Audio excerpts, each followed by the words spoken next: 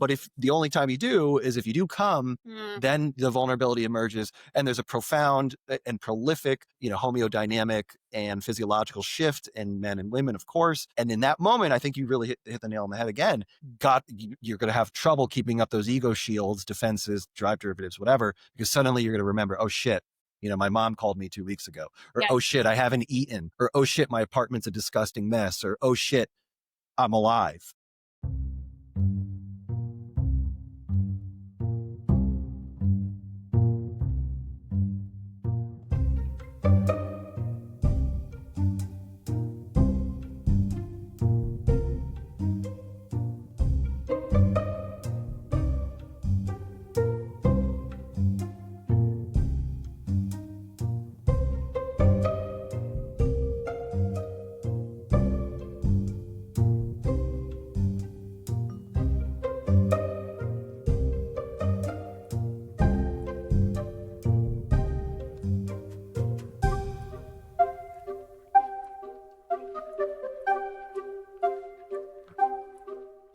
Mel, we're starting. You're here. Season 2. What the fuck is life? We are internet friends, first and foremost. Passionate and live into internet friends. Thank you for being here.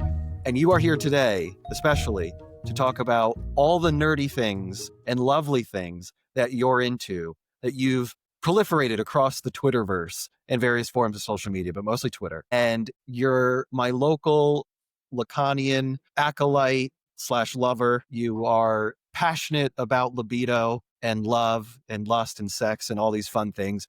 And today we're here to riff, to talk about these things in a fun way, maybe in a playful way that isn't really celebrated enough in our field that can be so deadened and mummified when we need joy. Jouissance. I don't speak French. Yeah. So thank you again for being here. If you would like to introduce yourself or start the process, I am all ears. Yeah, no. Well, Max, thank you, internet friend, and also amazing human being yourself. Thank you for inviting me, allowing me to do this with you, have a little fun with it, et cetera, et cetera. That's what we're doing. I mean, yeah, I think that's all probably true. Although I would also maybe just have to quibble with the passionate about everything. This kind of almost makes me sound like a sex addict, like I'm really. So you're not. I'm really passionate about weird sex shit. I mean, just think about how that sounds. By the way, this is one of the problems, right? When you're a woman on the internet and you talk about sexual matters at all, then this is the projection you get, right? It's like you are some sort of femme fatale, or you're some sort of like mommy dominant whippy thing. You have some sort of like, this is a fetish that you're playing out here. And you're almost reflexively, immediately objectified into whatever serves the narrative of your readers, in essence. Absolutely. But there's also no way of avoiding it. I mean, I think that's just kind of I mean, even if you don't talk about anything at all, like anything sexual, anything controversial, never say a take, kind of hide behind the words of others, share a lot of quotations, all of this. This is all very respectable and fine. But if you're a woman on the internet and you continue to do that, you're still going to get some people, right, who need you to be, mommy, right? You're like the kind of matronly sexual object way, or you're the mean withholding bitch, who's that's also very exciting in some ways, right? This is what we're doing, I think. Yeah. Right. So we're hitting the ground running, which is awesome, because this is why, again, genuinely grateful, humbled to have you. So it's a bit of, to continue this momentum already, you're damned if you do, damned if you don't. So maybe my first question is to pick up what you're putting down, is that even if you're this blank screen, irrespective of the content that you post or write about, that again, I'm going to say your readers or your audience are sometimes good faith, meaningfully engaged in. But if they're not, when you have the fringe, whatever we would call the keyboard warriors, et cetera, you could even just say it is a nice day out and you'll still get negative feedback, whatever you would call it. Oh yeah, I mean, I think this is absolutely true. I mean, there are these people, for example, on Twitter, and who've almost kind of like harkened back to this nostalgic experience of Instagram content back in the, early 20s or something, where they will post like photos of themselves going on a walk, or drinking a coffee or something like this. And not like, again, a sexualized, cool coffee, cigarette, and like a book of tea or something. It's like this just generic whatever life. Like, here's my cat, here are my shoes. And any of choose already, that's bad. But anything, right? Any of Right. it is still going to get like, oh, this, I mean, sometimes a sort of positive, like libidinal investment, we might say, or Sure. positive experience of that person, but it's still kind of inevitably sexualized to some degree, And I think that's just one What? of the things that we deal with. That's wild. So again, in total sincerity, I'm saying this for you and for, as I joke, my 45 listeners. It's fascinating to me, and I have to say it again. I'm so grateful to have this discussion with you, because no matter the content or the motivation behind it, the medium and the message, you are always dealing with not only this kind of debate of art versus artist, right? Kanye comes to mind, or someone, or Michael Jackson. Then you're dealing with, because your topic in particular of what you're passionate about, many things, as we've talked about and as we've gotten to know each other, but something, and again, I'll use your language more than mine, but as far as you are genuinely interested in Lacan. You genuinely practice as a psychoanalytic psychotherapist. You read a lot, and you post and engage a lot in service. And again, I'm paraphrasing you, so I apologize, but in service of proliferating meaning in therapy, which is of course a lot of what I do as well. But maybe the biggest difference is you address this sort of libido writ large. There's this umbrella orientation about love, lust, sex, connection, belonging, intimacy. And you, in my opinion, you have a knack for it. There's some of your posts are absolutely wonderful, in my opinion, and constructive and human. And I sympathize in the sense that that must be quite frustrating, that if you put heart, Yeah. another form of libido, into a longer post, and then it gets bastardized or objectified or polluted by the nature of, especially this intrinsic thing that you're either the withholding mother or the I'm gonna fuck your brains out, guma, dare I say. And I'm very curious, how do you manage that? What's that like? I mean, the thing is, I think that's part of why at the end of the day, what I decided is that this is going to happen sort of inevitably. I can Mhm, be very mindful and sort of obsessive, even, and neurotic about this whole experience of being perceived by the other, and be very careful with what I say. I think if I were posting under my full name, like mhm, our colleagues do, I think that would be very different.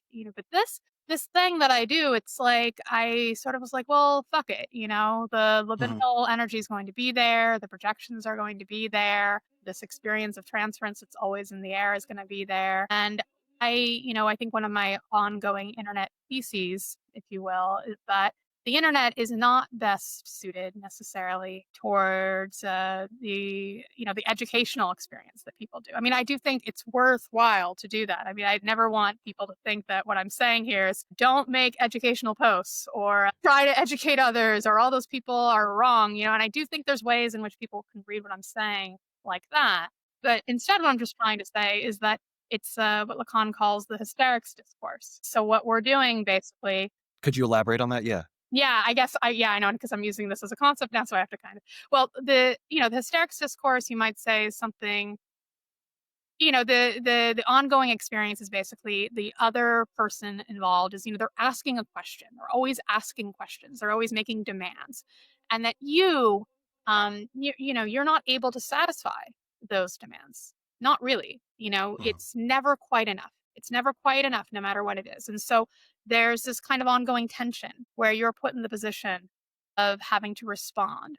And so rather than do that, rather than respond and satisfy the demands of the other all the time, I just lean into the experiential thing, I think, of not really gratifying, being inconsistent, being tonally inconsistent, being flamboyant one moment, being like a total shit poster the other moment, having something very serious, responding to memes, talking about culture, talking about this random article that we read, talking about this or that. And then every so often, like, doing a giant info dump of like, here's what Lacan said about this or that, because it's fun. I think the point here is just to have fun. is it? Yes. And which in and of itself, ironically or not, it fits the bill of what we do analytically, Mhm. and not just in Lacan's writing, but in many others.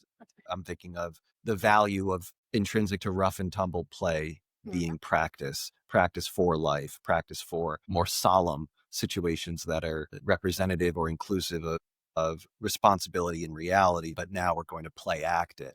Then there, and libidinal investments very much that go into it. It's not a coincidence. One of the things you sparked in my mind in listening is of course the toddler. I couldn't help it, but here, as you were describing, maybe I'm speaking to my own station in life, but I hear that the insatiable questions, right? Insatiable demands, insatiable nagging, and intrinsic to that dialectic and dynamic is the reality that it is intrinsically and definitionally and immutably insatiable. And the frustration that the parent experiences because we're quite guilty of our seduction, of our own cognition and reasonability, if that's a word. And so we think, well, how come you're not happy? You had your apple juice and your iPad and your ice cream and your grapes and your goldfish, and you're still asking me how to spell Madagascar. Can you shut the fuck up? Like, can you just relax? Can you chill? Right. And internet people who are adults, we supposedly, at least by chronologically speaking, do the same fucking thing. Oh, we do the same thing. It never ends. And also, I love, by the way, I don't know if you know the Louis C.K. bit where he's like, Yes. Why? Shut up and eat your French fries. Like, it's very existential because he's like, because it is what is, and it is not what is not. You know, it's this whole thing. Because you can't have fucking ants walking around with top hats and canes. Shut up and eat your French fries. Yeah, exactly.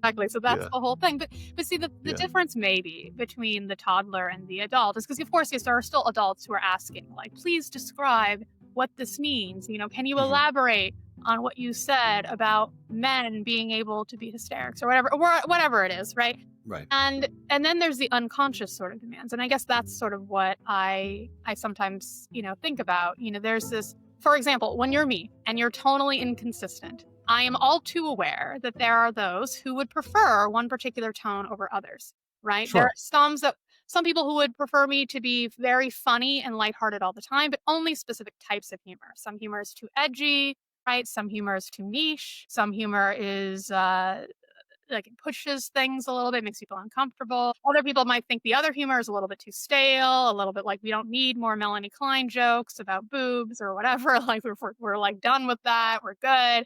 I'm not done with that. I mean, you shouldn't be. No one should ever done with that. But some people apparently they think they are. Yeah. Anyway, and then others are like, I would like you to be serious. I would like you to describe things. I would like you to be disciplined. I would like you to calm this down. A little bit of levity and humor is just fine, but don't push your boundaries and luck here. Others are like, why do you post so much? You should only really post once a day. Part of that is actually, to be totally honest, is about my whole ambivalence of the internet in the first place, which is that I never really want to go viral. I never really want all that much attention. And yet, of course, I'm posting all the time. So sure. Of course, this whole thing, I'm like, I obviously do want attention, but not really, right? Not for like one specific thing. I don't want to be pinned down. Which is part of the hysterics discourse too. We don't want the box, to be placed around us. We don't want it. Right. Nobody wants it. So again, this is a valuable thing to parlay from is part again of this dynamic in paying attention or paying affection to all these elements or components to you as much as you, the avatar, and you, the persona, and so on, is an inherent ambivalence, inner conflict, of course, in a multidimensional way. This is not just a binary inner conflict. And that itself, to get a bit meta already, is of course upsetting to people when we're skewed and wired, for lack of a better metaphor, to certitude, towards absolute knowledge, epistemic security. And you are this agent of chaos as the professional hysteric that you are and identified. And people really struggle with that. Yeah. I'm performing, right? That's the other thing to know. Right. I'm performing hysteria. And so there's this other, of course, element. And I think this is the perfect, by the way, segue to talk about this other stuff that we want to talk about today. Sure. But there's this element too of like whatever role you're performing on the internet is certainly you, right? This is you all the time. That you, Mel, must never shut the fuck up, and you have no concept or awareness of the social milieu or anything that's happening in this world, right? Like you're just not able to rein it in. But that's, that's a little bit different than the reality, which you probably can understand because we are all Ashkenazi, neurotic freakouts. I mean, my joke has Yeah. always been that as a woman, I'm an hysteric, but as a Yeah. I'm an obsessive, right? Or obsessional. And so Right. this is like, another. I mean, that could fill, talk about the standard edition. I could interview you. We could have this discussion for days, hours of content, just in the, how do you negotiate the competing drives, forces, derivatives, manifest details to be both hysterical and obsessive compulsive in the diaspora of this culture, our shared culture, the traumas, and yet here you are doing it. Yeah. You're successfully in this poetic compromise formation of chaos and austerity, and you're living it, man. You got it down. Listen, that is very flattering, but you know who really has it down, clearly, are these fucking gooners, this is what I'm like. Do you have it printed out? I do. I'm from the fucking 90s. I really wanted just like to show this off. And I also print it in color because I need to see. Wait, ew, that's really gross. So when you printed it out, was it already covered in semen? I mean, obviously, this was exactly right. But also, it shouldn't be because that would be a failure for the gooners. True. I apologize. To cover anything in semen, and if you do, you have to hide. Yeah. So let's use that, and we'll speak to this article. But I want to speak today in the context of also how you continue performatively, genuinely, all the above, to tackle these more difficult. It's not like any topic in real life is easy, but you do tackle ones that are chock full of ambiguity. Yes. They're heated because of the libidinal investment. And we're speaking to sex, sexuality, how love works, human connection, relationships. And so when we have these cases of, be it fringe or culturally sanctioned paraphilias, quote unquote, or just philias, you're on the front burner of this and you comment on it. And then you're, I feel, as you've illustrated today, equipped to manage it. And speaking personally, I would steer away. I would maybe be too anxious and find that uncomfortable. Although I did read the same article, I found it fascinating in understanding these how deep these rabbit holes and how siloed they are, where people, you don't even know genuinely the millions of groups on the internet that have their own communities. And this one in particular is, what's the word? Quite visceral, quite, I want to say gross, but that's probably a pejorative. But it's quite shocking and it's provocative. Shocking, maybe it's provocative. Yeah. I mean, I think it's a really fascinating piece of journalism. Yes. That, I think somebody was comparing it to Joan Didion's work, where she went into kind of like the communes or the hippies or something, or Haight-Ashbury, I think, which I should know because I'm a Bay Area person. I should know my own history here, but basically just describing what it is and what they see, with some humor and editorialization and commentary, but not so much, but really just trying to get into the minds of others and explore what's going on and to show as much as possible, right? This writer to be able to show who these people are and what motivates them. I felt the writer did a service.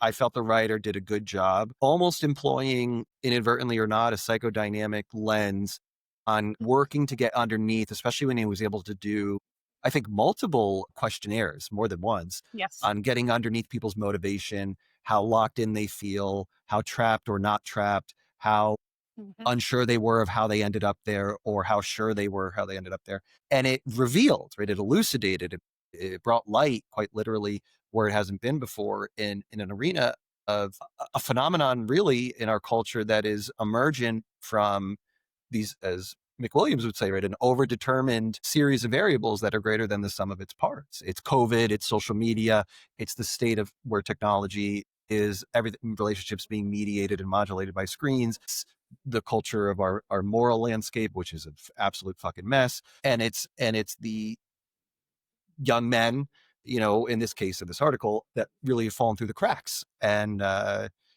ended up in positions where they're employing, quite classically analytic compromise formations and pseudo solutions, in essence, to potentially anesthetize things, to narcotize, to live virtually in away from reality. And they're doing that through exploiting, some very natural, bodily or somatic experiences we all have, like a sex drive or masturbation. And there was a real, I guess, to bring it back to you, for me, I felt a real sadness reading it. I felt taken aback by how hurt some of these very young men, I mean, weren't some of them teenagers, how lost their souls were, which very much fits the bill, at least in my orientation as an analyst.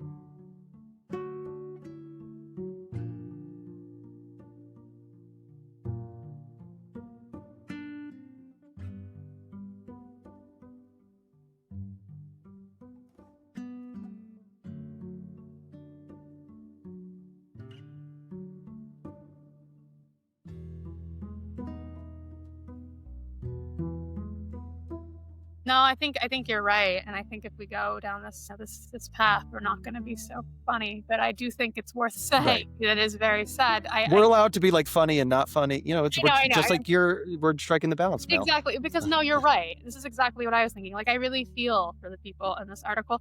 The truth is, I think sexuality is a mess. I think it's a mess. I think it's hard for everyone. I truly, I mean, you have more experience than I do in terms of working clinically. Okay. But in terms of my experience, I don't know anyone for whom sexuality isn't a mess, And then, could you, I really want to put you, because in valuing what you're saying, could you elaborate what you mean by sexuality is a mess in all sincerity?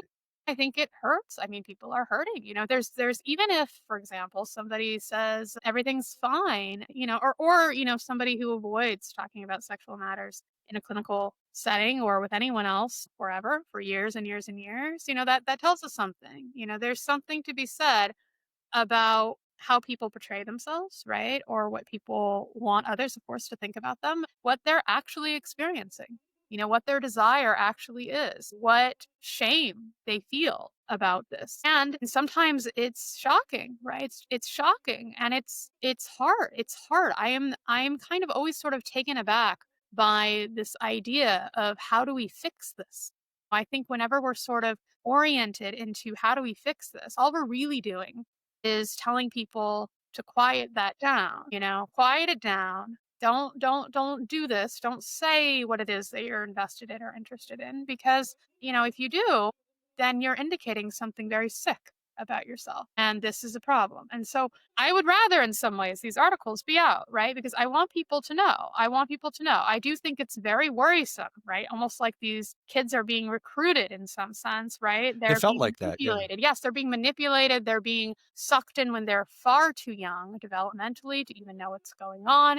It's like this weird juxtaposition of mastery, right? Like mastery of not actually ever finishing, right? Mhm. They never orgasm. The semen is not going to be all over the paper or the Right. computer. Poor joke, Max. Yeah. They're going to keep it all inside. But then also like submission, right? This real humiliation ritual of like, destroy your life. Nothing matters except the endless bliss of masturbation. You will Right. never succeed in a real life meat space relationship. And in fact, you don't even want to. You want to be pornosexual. This is Right. an identity. And then now we have these identities we like cling to. And it's like, it's okay because now we have a subculture, a community, a Discord.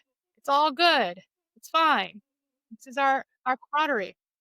It's really, I think it's, again, you summarize it very well. It's that, and that almost literal, in my mind, conceptualizing it, it feels like a cavernous in the sense of the safety of the rabbit hole as now fostered community. Yeah. And within the community are my brothers, where we share in this, sort of real, pathogenic nihilism that's sort of self-sustaining and a positive feedback loop, moving away from a healthier equilibrium. So I'm going to exploit my libido in such a way in my investments to ensure that my body is merely this vehicle to what really felt, and like the author said, to anesthetize internal experience or things that might be negative or anxieties and fears that might be even concomitant with today's or commensurate with today's world and seemingly okay. And I'm not going to deal with any of that. And then in the community, I'll employ those motivational posters they spoke about to ensure that we all are sharing and going through this gauntlet, this hazing ritual of humiliation and shaming and never culminating, like you said, orgasming or finishing, ensuring there's more masochistic, transcendent pleasure in punishment than anything else. I mean, it's so classical in that way. And all of it, when you zoom out, is to avoid reality, right? All of it is to arrest development. All of it is to keep these Yes, young men but this is the away from, right, right. because of course the question here, and this is one of the places where this article, I actually think, again, I really admire this article because it shows in some ways tremendous restraint, right? Because there's so much that could have been added in terms of analyzing everything. It'll share something and then sort of just leave it there for us now to ponder and consider. And one of the things it leaves for us to ponder and consider is this basically just group sex? Because is the libidinal investment here really about the solo person having an individual masturbatory experience? Well, no, right? No, Not it what this wasn't. is. This is a group experience with all these young men. That's the ideal here. It's like, is the libidinal investment in these pictures or pornography or whatever they're watching of women or anime or whatever, is that the object of desire? Is that really what's driving people here? Or is what driving people to be in community with these other young men, right? To have this sort of homosocial bonding, right? Or actually just purely homosexual experience. And then also, yes, to feel humiliation through the whole thing. And then to feel pride in how humiliated they are because we have an identity, right? I'm not a masturbating solo guy. I'm a Mhm. gooner. I'm a Right, gooner in the gooner world. And we're right. together now with my bros, you know? And there was literal in the article, the group sex or Yes. group mutual masturbation. And that guy had those rules about it. And A wristband guy. yeah, Yeah, and right. then The then wristband he guy. said, Yeah, right, he said something like, most people don't show up, which is true. I would imagine that's true because that's exactly right. Because now you're really making the covert overt here. If you show up right, and masturbate all together, now we are just having, a mutual masturbation session. That's what we're doing. right, This is the right. and that's very common. I mean, again, I'm in the Bay Area. It's like sex clubs and sex parties and all this. It's like this is Mhm. what people do. But what they're doing online is still the same. There's some plausible deniability about it, maybe, but they're Yeah, all communicating with one another. They're all egging each other on. They're sending pornography to each other. Right? This is very interesting in terms of psychosexual whatever. Well, this is right. not as simple as it might seem. Maybe. No, it's not. And that was exactly the impression I got too by reading it or rereading it was that this is way more to do with, the fabric or the topography of each and everyone's own psychology.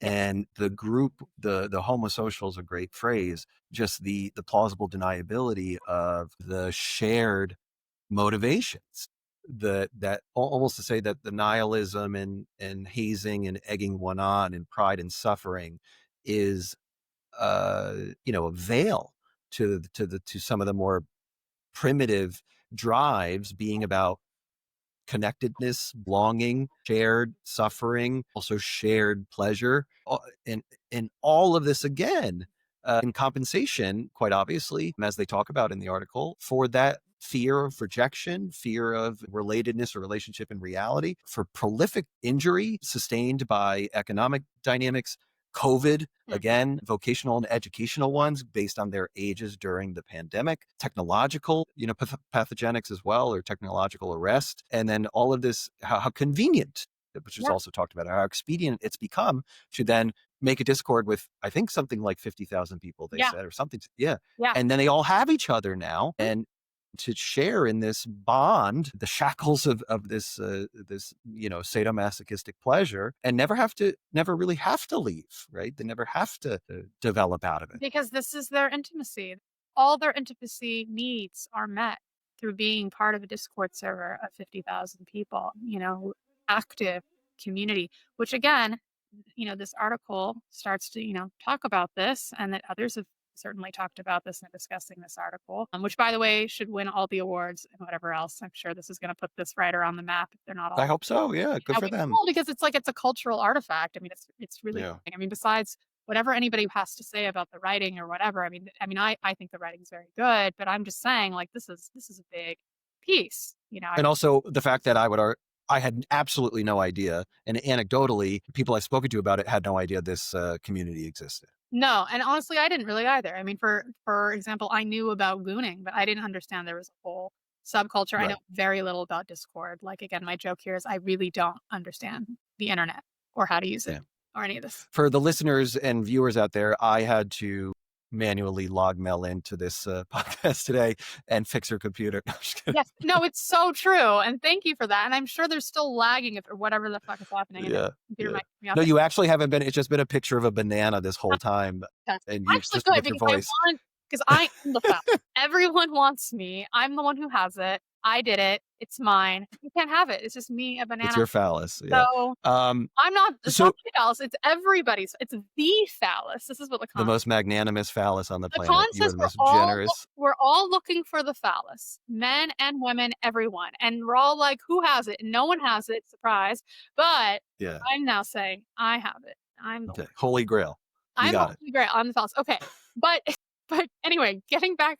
What were we talking about, Max? I don't. Well, no, this is a good transition into. I want to bring it back to not just the gooning as the example, but what you spoke about, the broken sexuality or these isolated islands, a bit redundant, of sexuality, and how much trouble there is either because of cultural shaming, which has always been there. But in today's world, it's a bit different with, for lack of a better word, social media, the internet, economic pressures, whatever. This is where I was right. Thank you, because yes, this is the intimacy, right? And then the intimacy, right. The intimacy is this, and then the other intimacy, again, this is just an expansion. This is what I started to say before I started rambling on about me being a phallus, is the parasociality of, right, just the basic internet, right. It's like everyone's been freaking out about AI and how bleak all that is, and for good reason, that everyone's getting all their social gratification and needs met, maybe through a chat bot, or they're getting their advice or their parenting, or even their therapy, therapy, quote unquote therapy. Yeah. Their fucking quote unquote whatever the hell, again, right, people are somewhat, I think it's a nice idea to think that the chatbots can't imitate a lot of what they do, but you could say, hey, be exactly like Mel on Twitter and speak in her voice as accurately as possible, as if she were my therapist, and eventually it'll be good enough to approximate, right? Better than I would, because they're more consistent than me. They don't ramble on as much as I do. Right. But and tonality, exactly how I do. They'll right. It's gonna be like miraculous, And then your What the Fuck is Life podcast, I'm fucked. I've talked to because I've now done enough recording, and there's enough of my likeness on a public forum like YouTube, in the public domain. The AI can just say, "Make Max," and the avatar will be so good in a couple of years, and my mannerisms, my voice, my intonations, my timbre, all of it that I thought was mine. Yeah, so I'll be out of a job. Yeah, we're all screwed. Society's doomed, but it's already been doomed, right? This is the whole thing. It's already been doomed because we've already been doing this. It's like we've been doing this through internet forums for God knows how long now. 25 years? No, 30 years. About 30 years. Yeah. Yeah, and besides that, it's also like, even if there's people in quote unquote real life, I have plenty of friends who have their family group chat, their colleagues group chat, their close friends, and how many times do they actually see these people in real life? It's like very, very small amounts, sometimes. But they're all on the 9,000 chats. And so I don't know what the fuck is going to happen to us all.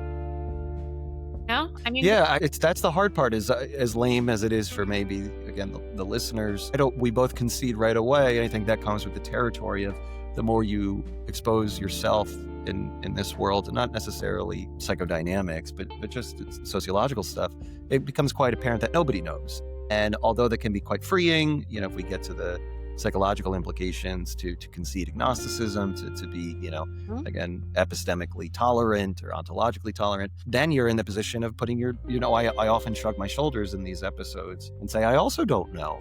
And that scares me. I'm a human. At the same time, I feel more hopeful. And at other times I feel, more doomed, because what can we do? Or how do we help people with their sexuality or with the feelings of intimacy and authenticity that maybe is inherent building block to intimacy, but has now been co-opted or bastardized or hijacked by technology or digitized and some facsimile of it. And it's good enough, like you said, or like Winnicott said. And how do you fight against that? I mean, It Winnicott seems told inevitable. me, I don't know if you know this, Yes. but I was actually the first person ever to say good enough. I said it when I was like 5. Yeah. When I said Yeah. Yeah. good enough, like good enough. Your mother said, how's the mac and cheese? And you said, it's good enough. It's good enough. It was like the white cheddar craft versus the orange cheddar, which is obviously the preferred. Right. Craft, it's good enough. You're trying to be healthy, You were like, and that was good. And that made my mom feel like $1 million because that's all. Again, the most generous phallus on the planet, ladies and gentlemen. Yes. Thank you so much. I am so generous all the time. I'm just giving in this way. Yeah, I was gonna say I'm like slutty. Is that the word I would use? If you're like literally a phallus who's giving everything to everyone else, potentially slutty.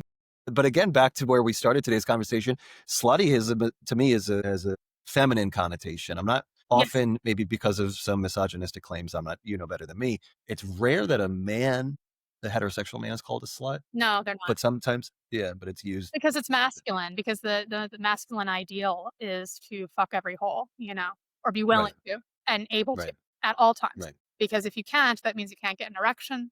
There's something wrong with you. It's like you can fuck every hole at any time, but you have standards, right?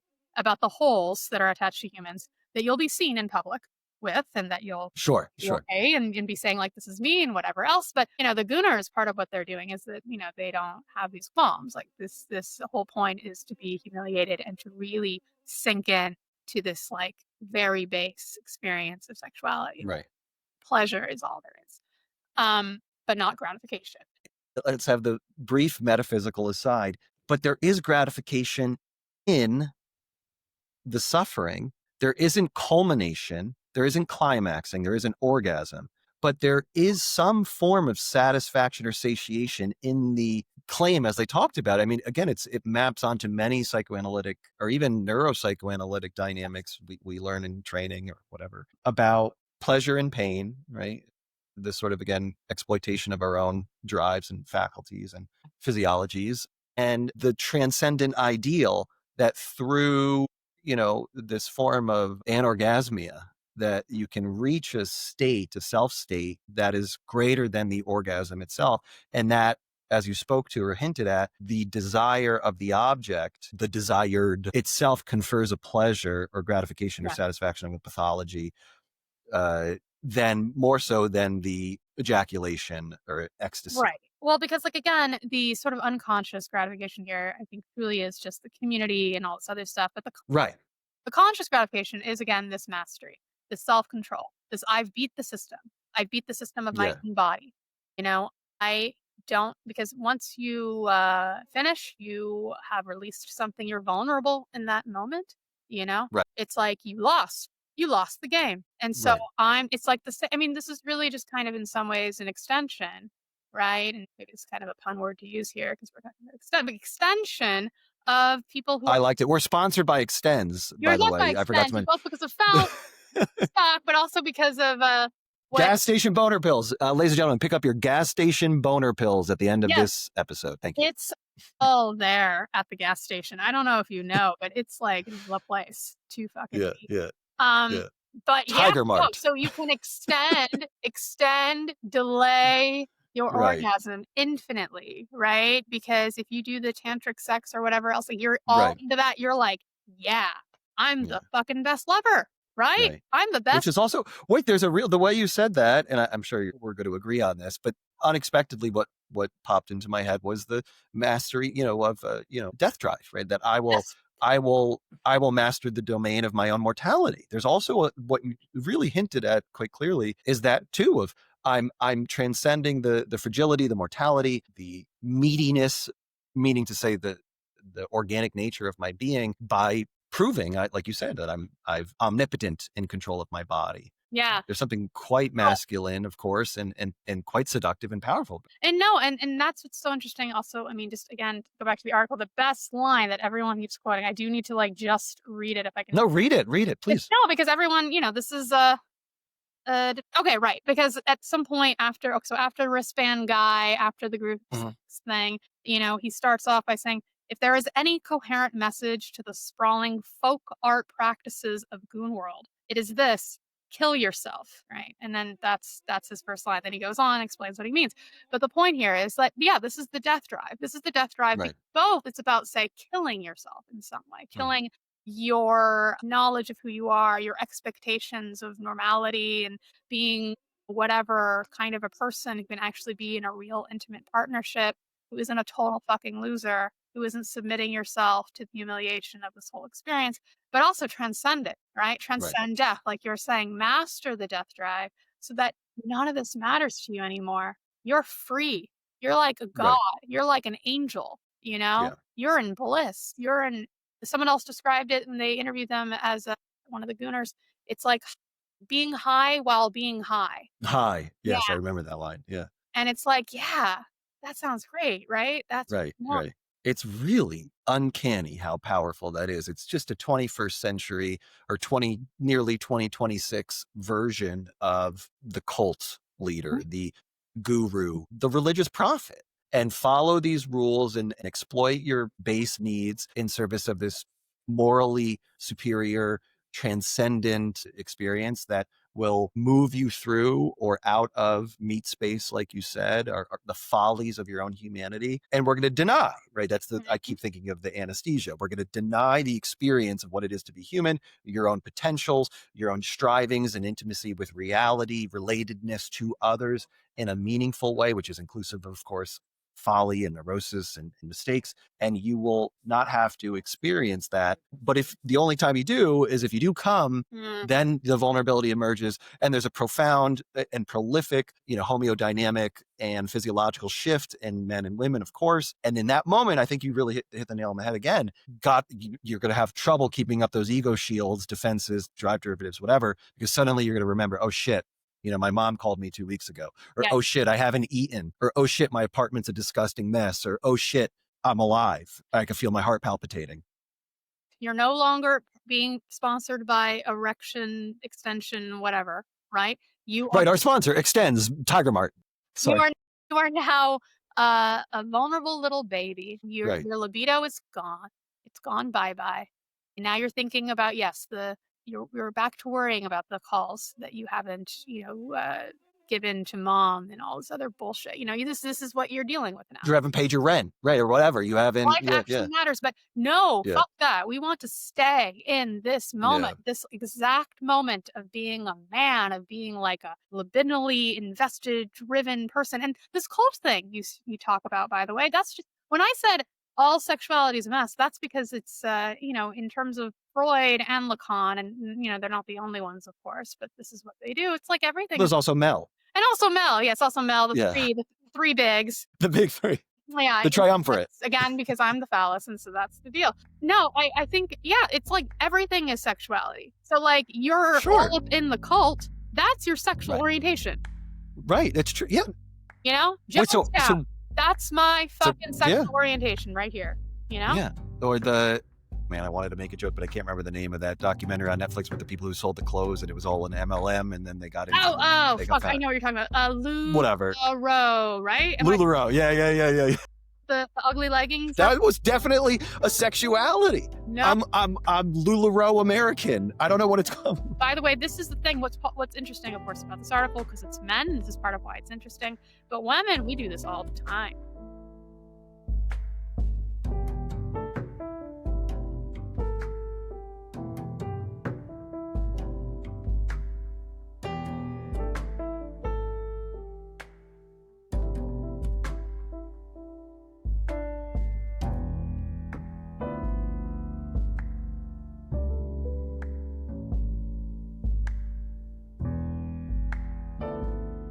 all the time. Please elaborate. We only have I could talk to you for hours. Please. Oh my God. Okay. What do you mean? Do you mean that women? What do you mean by women do it all the time? Okay, because yes, what I mean is that we have a goon club that I didn't tell you about. And this is going to be. This is bullshit. Just kidding. That's misandrous. I know. We don't fucking tell the men anything. It's so true. All our sex cults. It's all behind the scenes. It's all. I always want to know what's going on in the lives. Girl code. I'm sharing our dirty. No, it's because we don't. We actually aren't aware of our sexuality because we're scared of it. Because we've been trained out of it. Because this is spice. This is how you get people to get mad at you. I know. Oh, this is the deal. Okay, so keep going, please. Because we're gonna return back because that's a good one. Okay. Don't let me forget that. Yeah. Truly, because I will. So remember it. But this thing of let's do other shit. Let's do other shit that drives us. Okay. So, for example, getting extremely invested in our cult or just our basic religion. Or our family, right? It doesn't have to be all terrible, Sure. or job, or our political ideology, or our internet friends, right? Whatever it is that feels like that's the libidinal investment, that's the life force, that's what gratifies us, that's what satiates us. I mean, this is why, when we talk about Oedipus, right? The whole idea here is that part of what's happening is that, yes, the mom really is that invested. Right, in the baby and the child. And the child knows that. But then what's really terrible is that mom's also invested in another. There's dad. Or as Lacan says, the name of the father or the paternal metaphor, which means it doesn't have to be dad. It could be anything. Sure. Job or whatever, that other thing that mom is interested in. Partner. Right.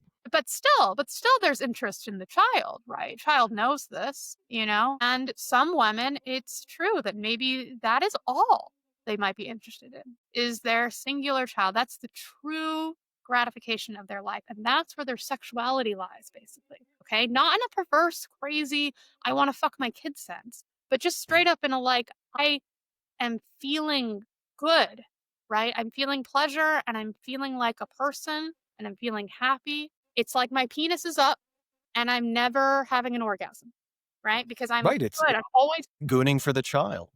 Gooning for the child. It's gooning. Motherhood is gooning for the child. There's the title of our book. We just nailed it. Yes. And this is, yes. And by the way, okay, so getting back to, this is why people freak the fuck out on me on the internet. Because yes, right. Once we release or announce rather our book title coming, right. Soon in our local psychoanalytic for choice, Routledge, of course. Routledge. It's always fucking Routledge. There's only one left, I think. It's the only one. It's the only one. They are the phallus for psychoanalytic work. People are gonna freak out. God, what are you talking about, Mel? You are crazy. This is crazy. Yeah. Freud has been dealing with this. Freud is dead, and he's still dealing with this. He's in a superposition. He is the most. Obviously, I'm quite biased because of my vocation, but my day-to-day job. He's the most alive and dead human I think there is. I mean, he is the superposition. He is, he's beyond. Talk about transcendent. People speak as if he's my supervisor sometimes. He's dad. He's dad. And we fucking hate dad. Fuck you, Freud. I love it. Every single student I've ever, so because I do some teaching and whatever. And so any student, I love it. They always kind of frame it the same way. Even people who are Freud sympathetic, which is almost like an apology. It's like, no, I think that's an affliction in the DSM-6 now. It is in the DSM-6. Yeah. It's Freud adjacent. Yeah. Freud adjacent. A little disorder. Freud disorder, unspecified Freudian. Yes. NOS.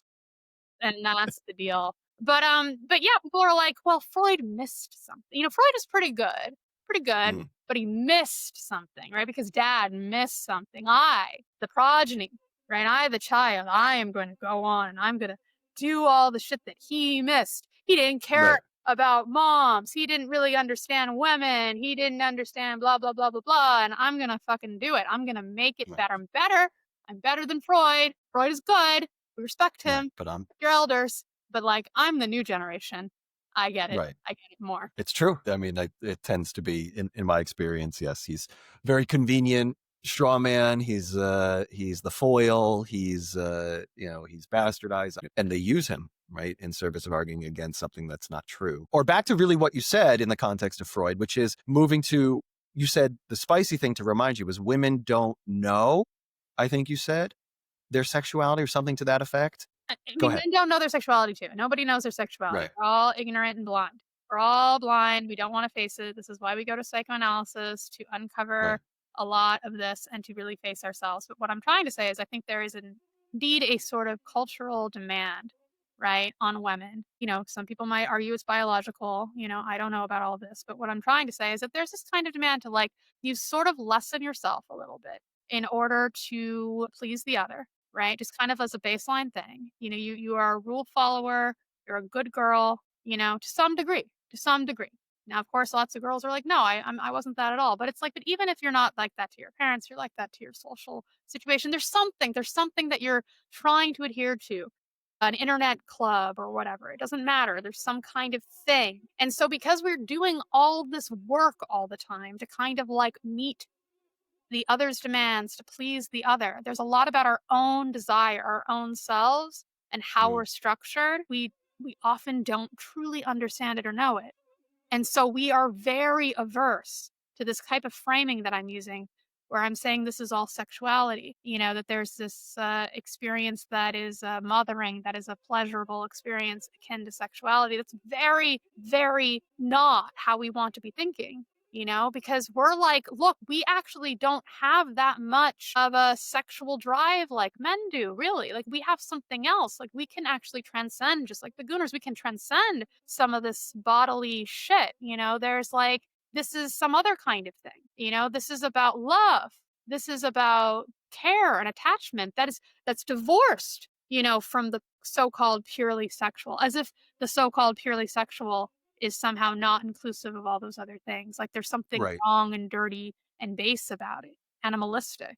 Like, we're not animals, women, You're reminding me of many things. In no particular order, I attended the American Institute for Psychoanalysis, which is the Karen Horny Institute or clinic attached to it. And what I remember, my first exposure to her writing and Neurotic Personality of Our Times, I think, was the book. Of course, the womb envy, which was her swinging her dick against penis envy. And in contemporary times, in modern analytic thinking, in my understanding and argument, keeping it on the eye, is the metaphor does transcend time and place, and saying that there is something. And back to what I'm quite keen, as people have heard at this point on the podcast, on both and.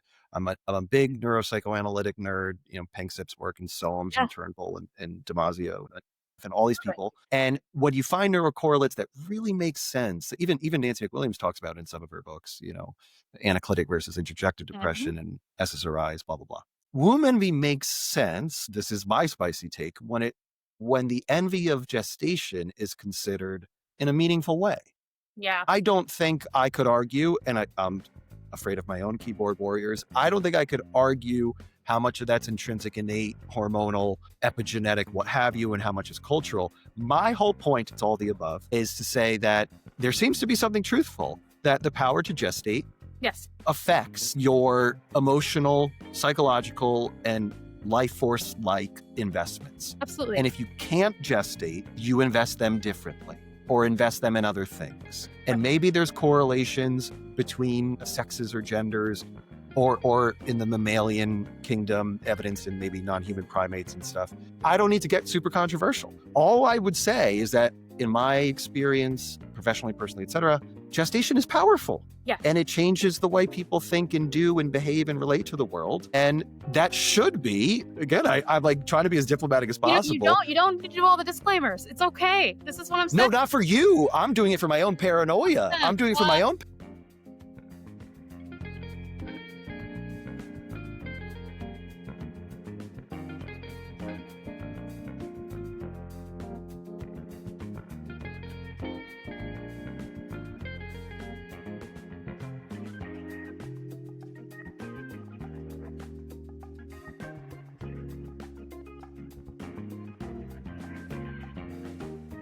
Paranoia. Because you're correct. I mean, I think you're absolutely correct. Is all I'm going to say. Like they'll come for me. Okay, come for me. Okay. This is my protect me, mommy. I'm Please protecting you. Exactly. That's what I'm doing. Because this is the joke here is that we're all unsure. We don't know, but we can also make a stand. I think this is what I'm trying to say sometimes too on the internet. It's like I'm just saying shit. I could be totally Right. wrong, but I'm not going to equivocate every single thing I say. I'm just going to do it. I'm going to perform, as Lacan would say, the subject's supposed to know. Like, I fucking know, right? That's what we do when we're doing this clinical work or any other kind of work. I'm like, I know, I'm probably wrong, but let's just go for the argument. It's like, okay, so let's go for the argument that gestation is really powerful and in fact does totally impact how we are, and just knowing in this sort of from birth experience that we are going to be mommies, and like there's something about that and this internal experience, right? And how we have to protect, right? And how we have to be able to protect ourselves and protect the child and be able to care and nurture and then feed the child from our own body and all of this. This is all part of it. And then men, what is it? What are we thinking in terms of anthropology for men? Well, I mean, the truth is, it's very possible that men, are just basically human sperm. It's like there's a lot of them, right? There's a lot of these sperm cells out there. They're all competing for the woman, right? Just like she's the fucking egg, and they're all competing. And most of them are going to die off because they're going to die off, not just because they're not going to get to the egg, but because they got to go fight the woolly mammoth and the saber-toothed tiger. And each other, and they gotta fucking murder everybody and protect the fucking tribe, which by the way is just the women and their children who they're all taking care of together, and then wet nursing the children whose the parents, the mother dies and blah blah blah. And that's what we are, human beings. Great, fantastic. Let's return let's return to this. This is what they want, right? I think right. But it's I again, without equivocating, I appreciate your little bit of analytic interpretation. I'll pay you after, Doc. Is that it just feels different in my own practice, training, treatment, all the above, and anecdotal or personal life. It's powerful how again, continuing the metaphor, how our energies are invested and how different they can be, and how much gestation, how much energy it takes, physiologically, psychologically, spiritually, what have you. Yeah, so Can I interrupt you? Because if I don't, I will fucking forget this. I just remembered I didn't talk about womb envy, because this is you're talking about womb envy. This is so true. Yes. I'm really excited by this, and I'm sorry to be so obnoxious, but no, I said womb envy with yeah, no, I know. But what I'm trying to say is that like this is obviously true, because there's something to be said about, yes, men.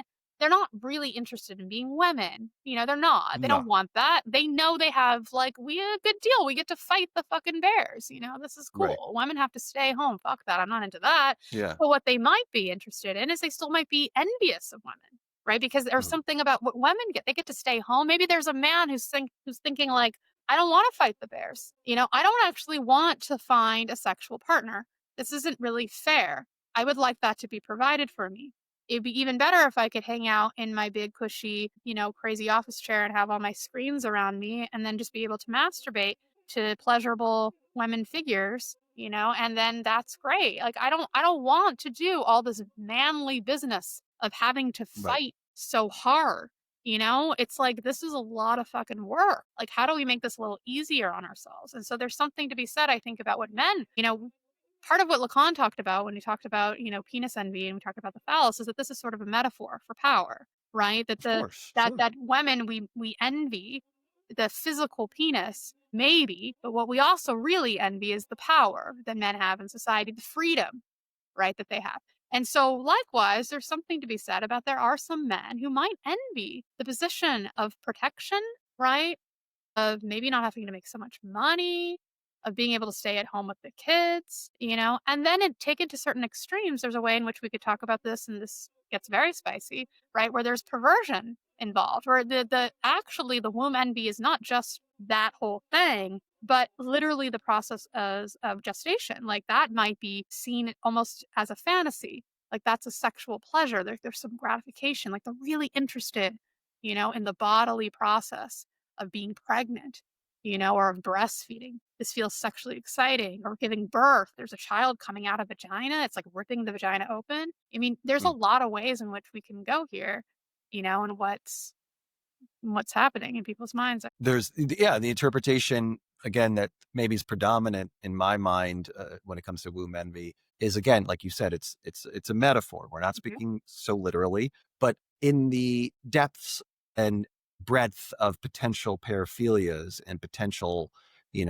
pathologization of these human not abnormal drives, Mhm. men, non-gestating beings, is the desire to compensate, both in the forms of, I'm thinking psychodynamic connotations here, of jealousy, which you're speaking to, of I want what I can't have. Yes. So maybe I particularly attracted, sexually invested, libidinally invested in the breast, vagina. Obviously it maybe turns me on. Maybe, it satisfies me, and it's isolating and painful and lonely to be the go out, to be the breadwinner, to be the hunter, whatever, stereotypically.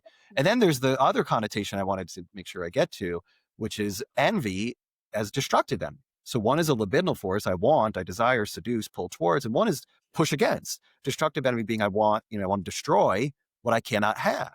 So I think of it anthropologically, like you said, of killing the other tribe, killing the children in the other tribe.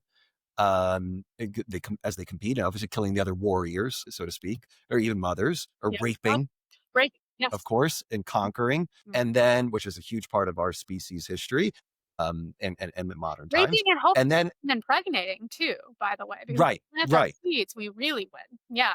right, exactly. And then there's the I'm thinking, because we just spoke to this on a recent episode, but speaking to the fetishization on Netflix of another true crime, and I'm thinking of, again, most of the time the murderer, the serial killer, is a man, and most of the time is a constricting, abusive, inhibiting, prohibitive mother with persecutory guilt and shame, and the list goes on, plus a genetic predisposition, epigenetic, all the above, again, equivocating.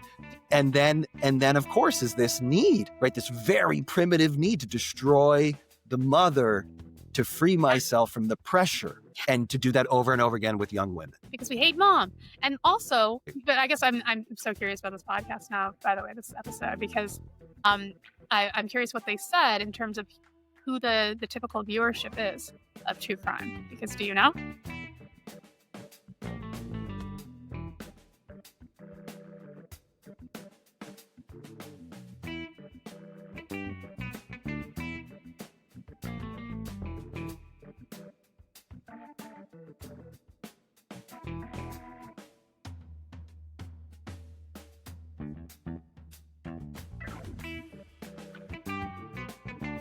Did they say this? So no, please, no, we didn't really get to that. No. I think from what I mean, again, I'm not an expert here, but I think it's mostly women. By far, Yes. by I think that's, yeah. right? Because we love this shit. Okay, so this is what I'm trying to say, again, about women and what we do with our sexuality.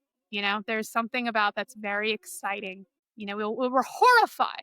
We're not saying like this gets us off, but we're, Right. we're fascinated. Sometimes I think part of my issue in life is, and this is also true for everyone. We all don't fit, by the way, into our gender roles and our constructs. Sure. That's the whole point. And so we get stressed out all the time by these very strict things, even if we try desperately to adhere to them, depending on whatever thing we're going through.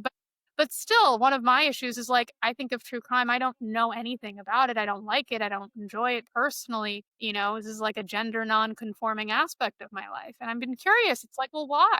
Because this is supposed to really appeal to women. Yes. It's like, this is the deal. This horrible killer. Often, if it's a male killer, there's women involved and they're being raped or children or something. It's really ugly. Or if it's a lady killer, this is great too because they're getting revenge on men. How fun. Right. It's like everything. It's like win-win. But this destructive envy piece you're talking about, Max, I think it's really important because, one of my ongoing Twitter jokes too is, I act like I'm an anthropologist for heterosexuality. This is like one of my bits that I'm going into. I'm like, I like it. It's a good bit. Heterosexuals are like this or whatever, and it's hilarious. I think a little bit, not to brag about my own thing, but I have a good time. I'm only trying to make myself laugh ever. Sure. But but the thing here is like, yeah, it's like heterosexuality is really difficult because on the one hand, you so desire this opposite sex, you so want it, and then on the other hand, you hate it. You hate it. Right. You're envious of it. You want to destroy it. You hate everything that it's about. You hate these hysterical women if you're a man. If you're a woman, you hate these narcissistic men are so self-involved and blah, blah, fucking blah, and they don't help out enough at home. It's always the same shit. It's the same shit. But like... It is. And it's been the same shit for eons. Yeah. for eons, I am sure, in this made up fantasy that I don't even know if was real or whatever, of the tribal all in the fucking hut bleeding and, breastfeeding together and taking care of babies. Yeah. And then the men out, they're like, fuck that guy. He doesn't even bring back the biggest deer, Yeah, what a piece of shit. Yeah, yeah. He's been Lazy. out a month and he came back with a rabbit. Right. What the fuck? Useless. And there's he doesn't have any scratches on him. All of his buddies are bruised and, bloodied, and he's there chilling and he's laughing. That's all the wives. And and then he has the nerve to be laughing. He comes back and he's like, "Hey, woman, let's do it." And then she's like, "No, Right. I'm menstruating. I got a baby. Fuck you, man." Right. And also, you only brought back a rabbit. So that's the deal. That's all we're doing. Same shit. It's funny and also not funny in terms of how uncanny and eternal it can feel. And maybe to end on a constructive note or maybe an optimistic note, which I do try to do, is that the work of intimacy, which recently had a request on Twitter to do an episode on that, and maybe we could do that on our next recording, is of course intimacy with the self does work insofar as helping us transcend in a realistic way some of our more base drives and desires, how powerful reflective functioning is, how powerful wholehearted skin in the game empathy is with another, and that we do have these gifts and also, of course, their burdens of our own, ontogenic and epistemic and cognitive capacities and emotional capacities that can make us live and strive in meaningful ways in our lives. And that's what analysis is about, or getting to know yourself much more deeply and getting to understand, as you work so hard to do, how we invest our energies. Yeah. I'm so tempted, because I'm such an asshole. I'm so tempted to take my phallus, right? That's now a needle, and then poke the bubble. This beautiful, beautiful thing you just did here, Max. I thought you were going to say shove it up my ass or something. Shove it up your ass, basically. Yeah, and just make it all go. But no, I think, I would say, just my point of view is, I think everything is crazy. I mean, Lacan, at the very end of his life and his career, he famously did say, someone asked him about something, it's like, what's up with these people? And he was just like, the whole world is crazy. Yeah. He said this very simply. He's like, everybody's crazy. We're all crazy. That's it. And so I think there's something very freeing in this. Back when before I was a clinician, I used to manage suicide hotlines. I know you just did a suicide episode with Christian, and all this is very cool. And this was like my whole world. And part of what we did in suicide prevention training is it was very Rogerian, and it was a lot of humanistic stuff and a lot about, feeling compassion for the person, a lot about the people are intrinsically good, right? Or want to pursue goodness and pursue well-being and health and all of this. It's very positive, and I think it's perfect, really, for the suicide world, right? Because this is a good attitude to have. When I'd first discovered Lacan, I think one of the things that most struck me was knowing that we're all ill, right? We don't get out of this alive, is basically the thing. We all have some kind of subject position that is either, neurosis, psychosis, or perversion. That's it. That's all you get. There's no healthy. There's no and there's no way out of it. And that the point of analysis is not to cure any of that, right? And so there's something too that I find that half glass empty, if you will, thing very freeing. And so what I think about, the sexuality and gender and all the gender war and how this is never ending, I think there's ways in which it can be very tragic and sad, but the hope I feel is that it's okay. It's like, this is our mainstay. This is what being human is. And being human is silly and absurd and stupid and frustrating, and it's fun. It's fun. This is fun. It's fun for us to read an article about Gooners and whatever gratification that we get about it, to be shocked and horrified or whatever. It's fun. Right. And this is okay. It's okay to be okay, something I often have to remind myself. And also, as a bit of a philosophy geek, I like the absurdism point of view, or the absurdist point of view about life, that it is our responsibility, in essence, to get to know ourselves. And Horny speaks to that, sort of a moral obligation, but that gets a little deontological and heavy. It's more to say that it's just healthy to get to know ourselves more deeply and tolerate the absurdities. Right. And it's fun to say that life might be or is wacky and cuckoo bananas, and we live in banana land. At the same time, it behooves us, and it produces and provides pleasure to make meaning of the time we do have here and make joy. You can walk out a production of Waiting for Godot, and you're like so angry at everyone. and you're like, fuck, what the fuck did I just watch? And that's very valid as a response. Or you could be me, who luckily had a very brilliant AP English literature teacher. But like, I'm one of these cliches of like, my English teacher. I was gonna say, this is the least surprising factoid you've ever told me about yourself. And then she was like, I'm gonna, fuck the whole whatever I'm supposed to be teaching you. I'm gonna teach you, absurdism and existentialism, which is, by the way, exactly what 17-year-olds should be taught. Like, exactly. And I was like, and then we went to go see Waiting for Godot, and I was cracking the fuck up. I was like, this is the best fucking thing I've ever seen. I love everything about this. More, please, every day. I like walk. I'll have what she's having. I'm like, thank you, Mrs. Hackett, who's, by the way, since passed because she was like 79, and I'm like an old fuck. But the thing is that this is it. This is fun. It's fun. We're absurd. This was very fun. This was, I cannot thank you enough. I hope I understand that you are a professional chaos agent, so it is going to be hard to nail you down to do another episode, but I hope and I bet that people will be asking for it, as we have so much to cover and discuss for the fun, right? It's not like we're trying to prove anything, but rather for the enjoyment of understanding and human experience. Enjoying. So just thank you. Seriously. Well, thank you, Max. This has been great. I've had such a blast doing this. And I would love to be on again to talk more about whatever.